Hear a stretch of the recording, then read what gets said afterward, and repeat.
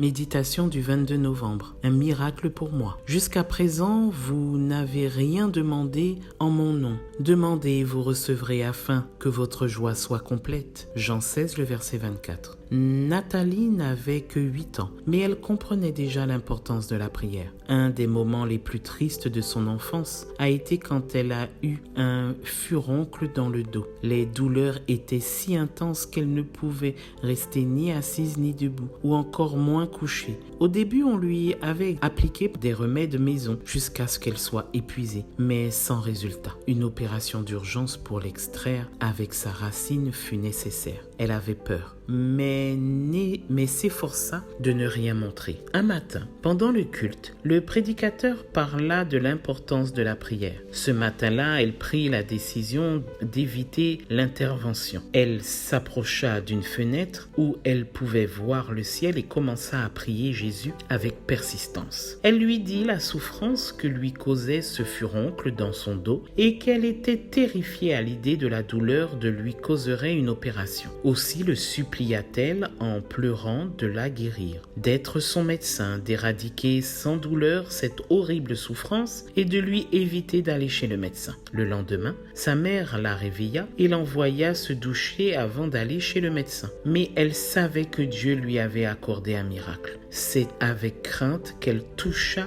la partie affectée et quelle ne fut pas sa déception. L'horrible et douloureux monstre était toujours là. Elle voulut pleurer. L'incrédulité et le découragement menacèrent d'entrer dans son cœur, mais elle décida de croire. « Je sais que tu as un miracle pour moi, dit-elle. » Puis elle se leva pour se diriger vers la salle de bain. Elle ouvrit le robinet et la sensation de l'eau coulant sur tout son corps lui fut si agréable qu'elle voulut prolonger sa douche. Quand sa mère entra pour la rappeler à l'ordre, elle fut étonnée de voir que toute l'eau qui s'écoulait dans le sillon était teintée de rouge. C'était du sang qui s'écoulait du corps de sa fille. Quand Nathalie vit l'expression du visage de sa mère, elle commença à pleurer, pensant que quelque chose n'allait pas. C'est alors qu'elle vit que ses pieds baignaient dans une mare de sang. Sa mère l'examina de la tête aux pieds et comprit ce qui s'était passé. Le furoncle s'était complètement vidé, comme si une main